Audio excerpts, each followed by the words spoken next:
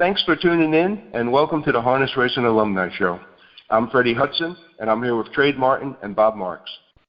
The Harness Racing Alumni Show with your hosts, Freddie Hudson and Trade Martin. This week's Alumni Show is brought to you by Bill Houghton, insuring standardbreds and farms for over 40 years. 954-655-5547. That's the number you call for all equine insurance. Bill knows the ins and outs of equine insurance. With this year's new increased online bidding and new protocols in place, make sure your equine investments are protected. Call or text Bill at 954-655-5547. That's 954-655-5547. Call Bill now. Today's special guest is standardbred horseman Pete Arrigenna, the former vice president of the Harness Horse Breeders of New York, who was appointed by Governor Andrew Cuomo to the board as a trustee of the Agricultural and New York State Horse Breeding Development Fund, a position that he just most recently resigned from. Pete, welcome on our show. Thank you. I'm proud to be on it. Pete, you were requested to be on our podcast to tell your story. Well, it's on you now.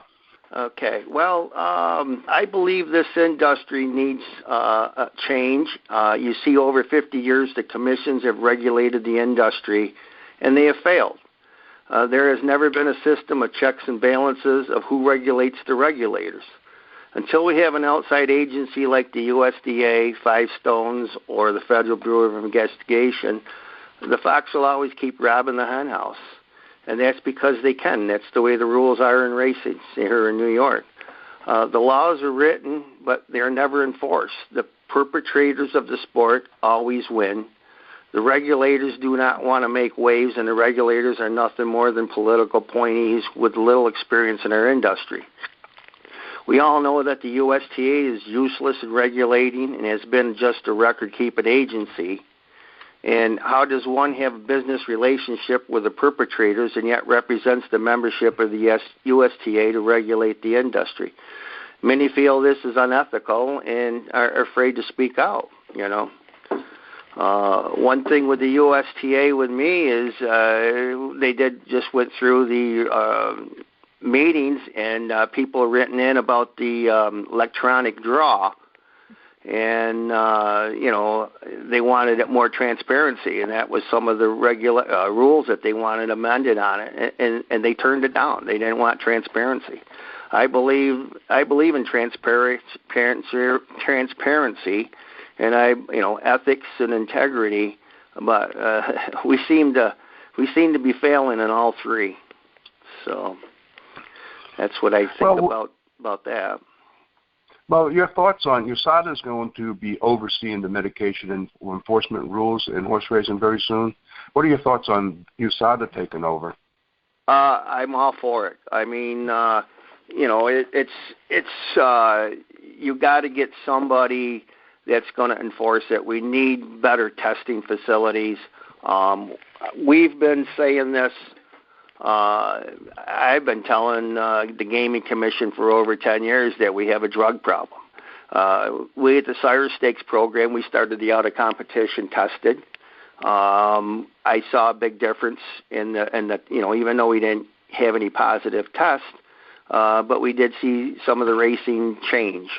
And one of the best things we did was the detention barns. Detention barns seemed to work for us for the finals. But, I just think we need a state-of-the-art testing facility.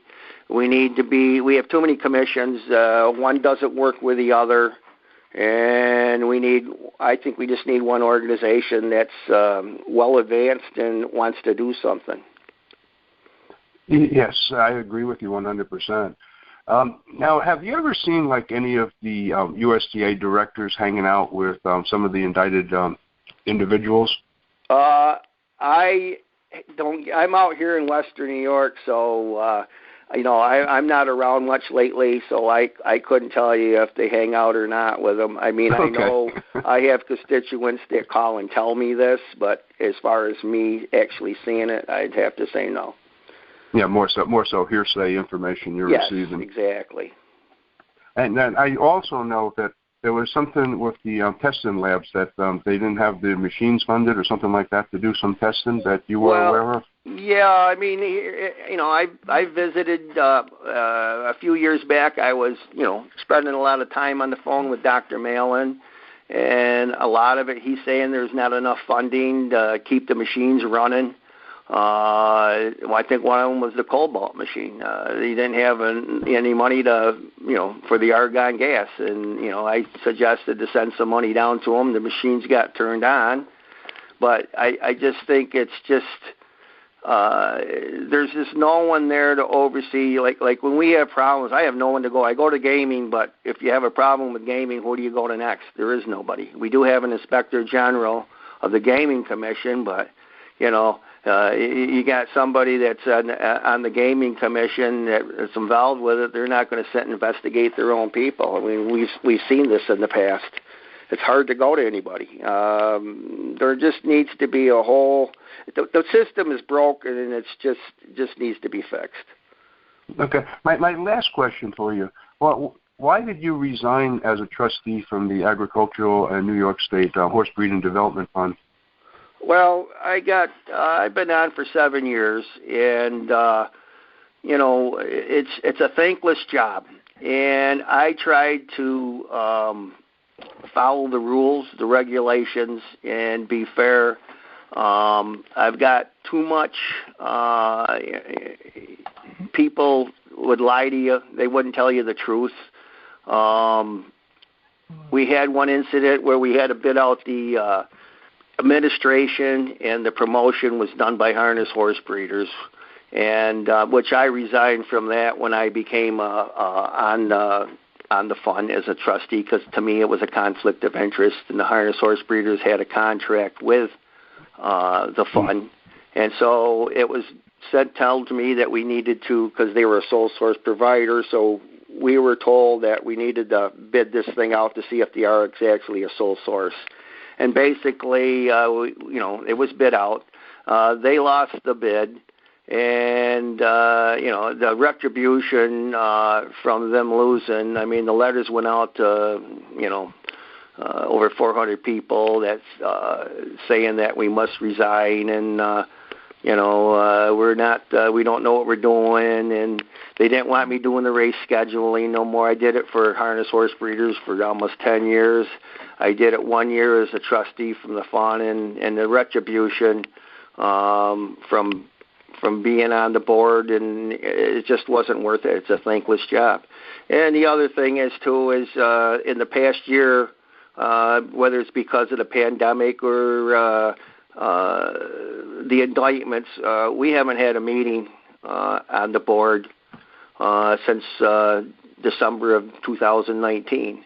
And I've asked for a meeting. We couldn't get one, and they don't want to get one. And it's funny, I haven't had a call from any of the other trustees, which is Ag Markets and Chairman Sample, who I did talk to finally the other day once I sent in my resignation. But, it's like they want to bury their heads in the sand. Nobody's talked about, what's going on with these indictments and everything that's happening. And here we're an organization that runs the New York Sire Stakes, and we haven't had a meeting to discuss this. And they've been told, and I've told them, what kind of we have a drug situation in New York, and I was told, and we were told by constituents were told that, we don't have a drug problem in New York, and we have the best testing facility in the country. Well, my opinion of that is we don't. And I think with these 29 indictments and probably more to come, I think it's going to be an eye-opener of if it does ever come about. I hope it comes soon so we can get everything straightened around and start moving forward. But it sounds like it's a long process. Oh yes, and most of the labs in the United States, except for the one out in California, are not up to the standards of the rest of the world's labs. So. Yeah, well, that's a whole story of itself. Yes. And I did one time when we were sending our blood, we were doing out of competition blood. I suggested that we send our blood to Dr. Malin, and also send the same blood from the same horse, draw extra vials, and send it overseas just to test to see what we're not catching and they're catching, or see if there is a problem. But that wasn't going to develop. I was told that's not going to happen. So, I've tried. I'm not getting anywhere, and I've just basically have given up. And the other reason I was able to resign is Steve Jones from Cameo Hill Farms has been been appointed to be a trustee on the fund, and because he's coming on, Steve leads 3 directors still on there, so they can still continue to have meetings if they want to have them. And that gave me the chance and the opportunity to be able to resign. So that's kind of what the story is on that. Okay. Hey, Trey, did you have anything to add in here? I think he's been very clear, and we understand, it gets frustrating after a while when you keep on suggesting things and nothing gets done. I could see your frustration, and I probably would do the same thing. All right, Pete, you were a great guest. Glad to have you. And I'm going to close the show out now. If you're buying or selling your home, Joe Rico is your go-to guy. Joe has been representing buyers and sellers on Long Island for 30 years. He is an expert in all types of sales. Don't settle for average. Call or text Joe Rico today at 516-524-4870. That's Joe Rico at 516-524-4870. That's a wrap for this week's show, and don't forget to tune in next week. The Harness Racing Alumni Show,